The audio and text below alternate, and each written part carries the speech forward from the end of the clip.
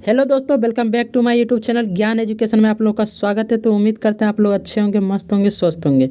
दोस्तों, आज हिंदी का एक महत्वपूर्ण चैप्टर सर्व विभाजन और जाति प्रथा लेके आए आप लोग के बीच।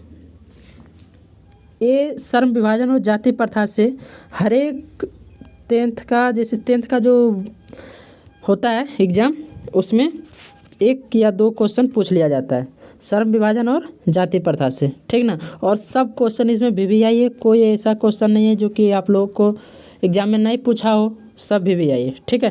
तो चलिए स्टार्ट करते हैं दोस्तों। पहला क्वेश्चन है हम लोग के बीच कि कुशल व्यक्ति या सक्षम सार्मिक समाज का निर्माण करने के लिए क्या आवश्यक है। कुशल व्यक्ति या सक्षम सार्मिक समाज का निर्माण करने के लिए क्या आवश्यक है।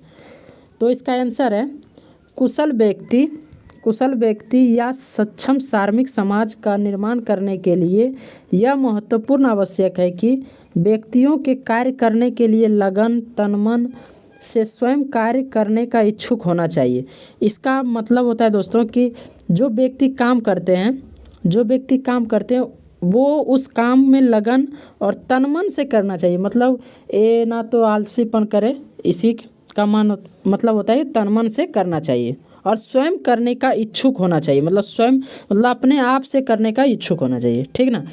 कार्य में टाल मटोल नहीं करना चाहिए। टाल मटोल का मतलब होता है कि आलसीपन नहीं करना चाहिए। आपको जो काम दिया जाए आप अकेले करें, ठीक ना।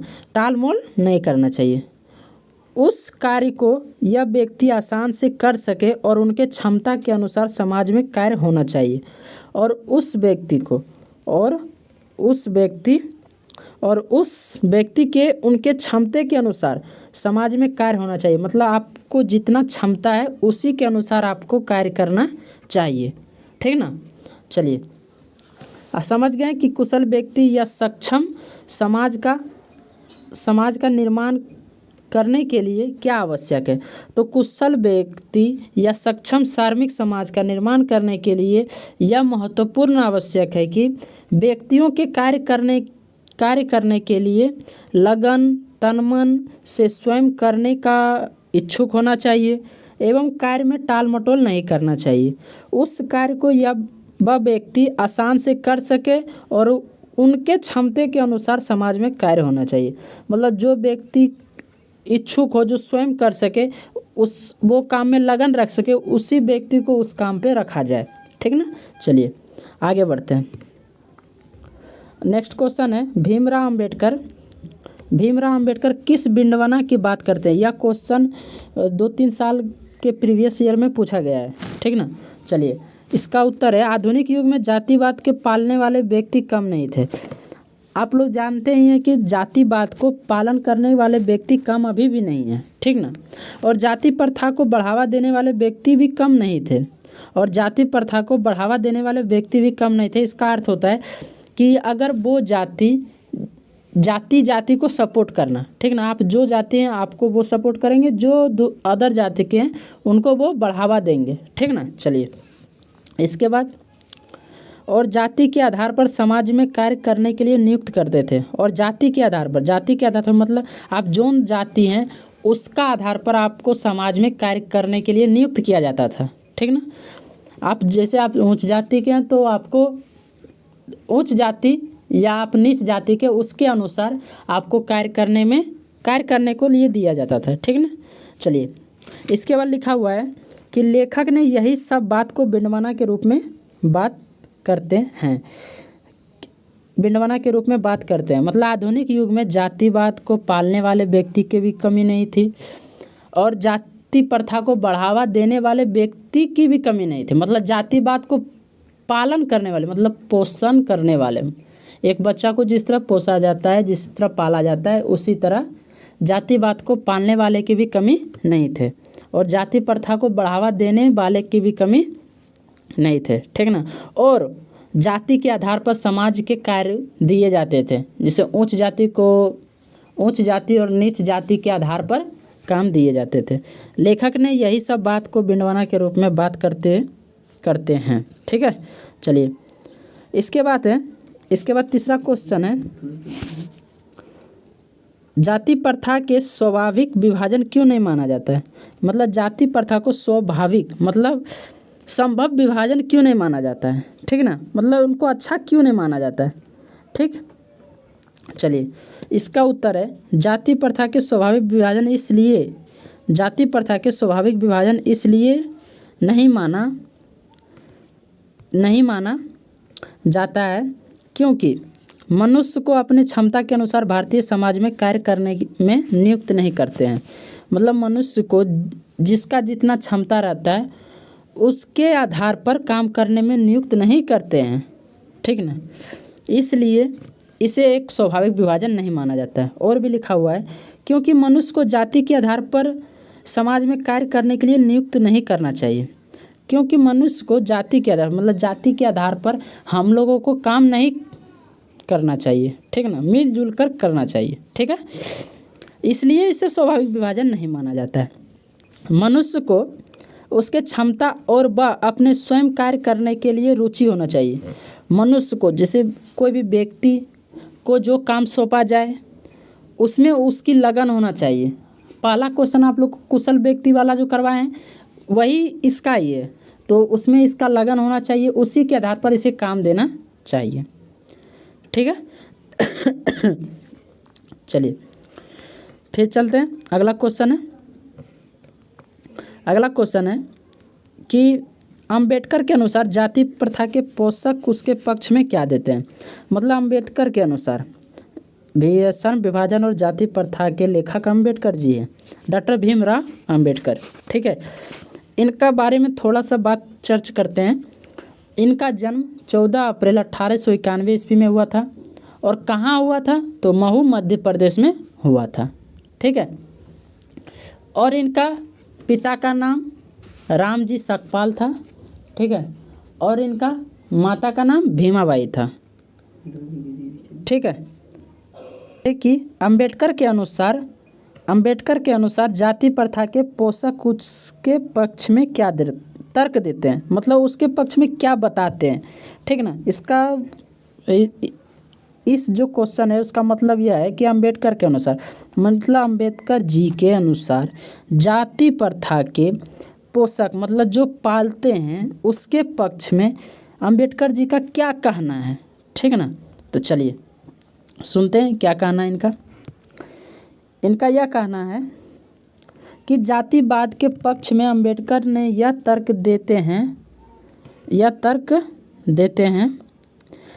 देते हैं कि आधुनिक युग में जाति प्रथा एवं जातिवाद को पालने वाले थे। ठीक ना, मतलब उनको अभी भी पाला जाता है। ठीक ना, आपको हम एक उदाहरण से समझाते हैं जातिवाद को कैसे पाला जाता है।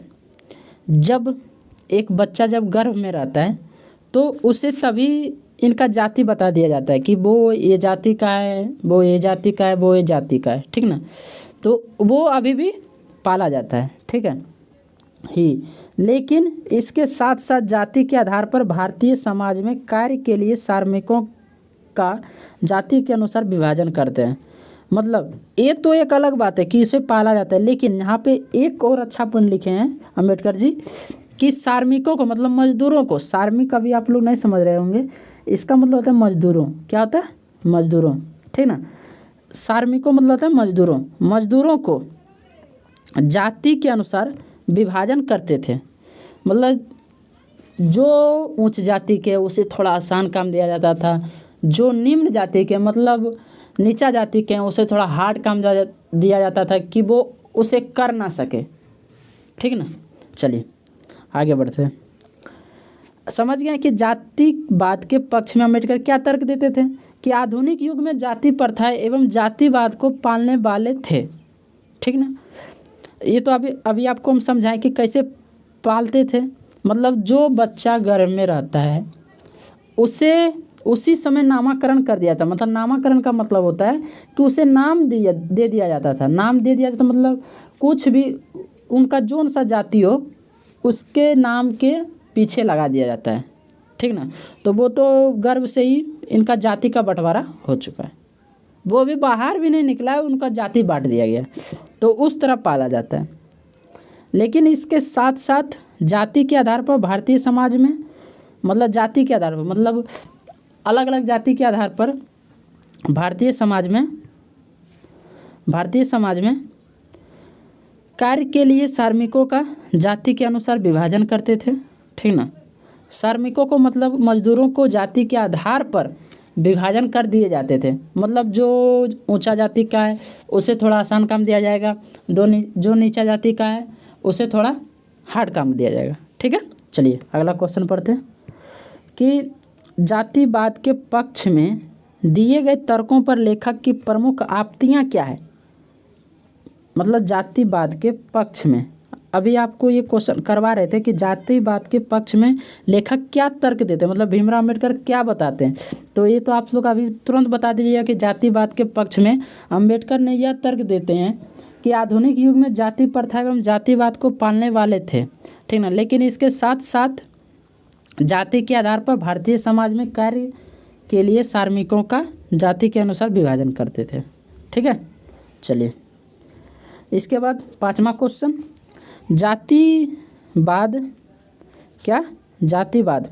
जातिवाद के पक्ष में दिए गए तर्कों पर, मतलब जो तर्क दिए हैं यहाँ पे, जो यहाँ पे तर्क दिए हैं उनकी प्रमुख आपत्तियाँ क्या थी, प्रमुख आपत्तियाँ क्या है, ठीक ना।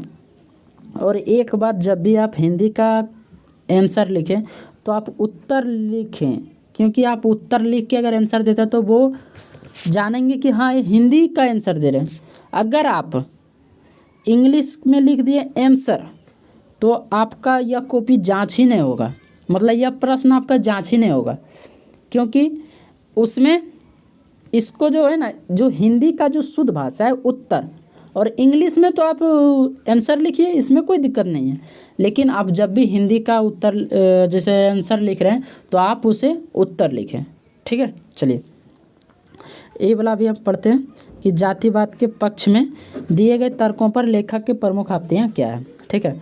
तो जातिवाद के पक्ष में दिए गए तर्क आपत्तियाँ निम्नलिखित है, मतलब निम्नलिखित है, ठीक ना। और निम्नलिखित का जब बात आता है तो आप 1 point 2 point 3 point 4 point 5 point, आप इसे 4 पॉइंट से ज़्यादा लिखें, ठीक ना, 4 पॉइंट से ज़्यादा लिखें, ठीक है। तो चलिए क्या तर्क देते हैं, देखिए हम यहाँ पे क ख ग घ लिखे हैं, ठीक ना। आप यहाँ पे 1 2 3 भी लिख सकते हैं, 4 तक है ना, तो 1 2 3 4 तक लिख सकते हैं। हम जैसे क लिखे, ख लिखे, ग लिखे और घ लिखे, ठीक है। चलिए तो पढ़ते हैं। पहला क में क्या लिखा हुआ है, आधुनिक युग में जातिवाद का पालन करके रखना। पहले हम बता चुके कि आधुनिक युग में क्या क्या किया जाता था, कि जाति प्रथा का बढ़ावा देना, जातिवाद का पालन करना, ठीक है। ख में है श्रमिकों को समाज में जाति के आधार पर कार्य में नियुक्त करना। अभी थोड़ी देरी पहले बताएं आप लोगों को कि मजदूरों को जाति के आधार पर उसे काम दिया जाता था, ठीक है। गो में लिखा हुआ है कि मनुष्यों के जाति के अनुसार ऊंच नीच भेदभाव का दर्जा देना, ठीक ना। मतलब मनुष्य को जाति के अनुसार भेदभाव का दर्जा दिया जाता है, मतलब जो उच्च जाति का है उसे अच्छा माना जाता है, जो नीच जाति का है उसे खराब माना जाता है, ठीक है। घ है मनुष्यों को समाज में प्रेम भाईचारा के दर्जा नहीं देना, इसे अस्वाभाविक माना जाता है। ये इम्पोर्टेंट पॉइंट है, आप कुछ लिखें या ना लिखें लेकिन ये जरूर लिख देना है, ठीक है। मनुष्यों को समाज में प्रेम भाईचारा के दर्जा देना, यहाँ पे भाई में थोड़ा ये लगेगा, ठीक ना, आप लोग एडजस्ट कर लीजिएगा, हम PDF सुधार के दे देंगे। प्रेम भाईचारा के दर्जा नहीं देना, इसे अस्वाभाविक माना जाता है, ठीक है। चलिए इसके बाद छठा क्वेश्चन पे चलते हैं, लास्ट क्वेश्चन आप लोग के बीच। और जितना क्वेश्चन आप लोग को हम बता रहे हैं इसे एक बार रिवीजन कर लीजिएगा, ठीक ना। आप लोग को डेफिनेट है, आप लोग को फिर श्रम विभाजन और जाति प्रथा के क्वेश्चन को नहीं देखना पड़ेगा, ठीक है। चलिए क्या लिखा हुआ है छठा क्वेश्चन, सच्चे लोकतंत्र की स्थापना के लिए लेखक ने किन विशेषताओं को आवश्यक माना है। मतलब सच्चे का मतलब होता है कि अगर किसी गांव में एक कमेटी, मतलब कमेटी तो जानते होंगे, एक पंचायत का निर्माण होता है। पंचायत के अंदर में क्या रहता है, पंचायत सभा रहता है, सामुदायिक भवन रहता है, ठीक ना। तो इस सब का जो कमेटी का जो सदस्य रहते हैं उसे सच्चे लोकतंत्र की स्थापना के लिए लेखक ने किन विशेषताओं का आवश्यक माना। तो देखिए किन विशेषताओं का आवश्यक माना है। पहला है, सच्चे लोकतंत्र स्थापना के लिए मनुष्यों को समाज में भेदभाव एवं उच्च नीच जातिवाद का दर्जा देना यह सब उचित नहीं है, ठीक है।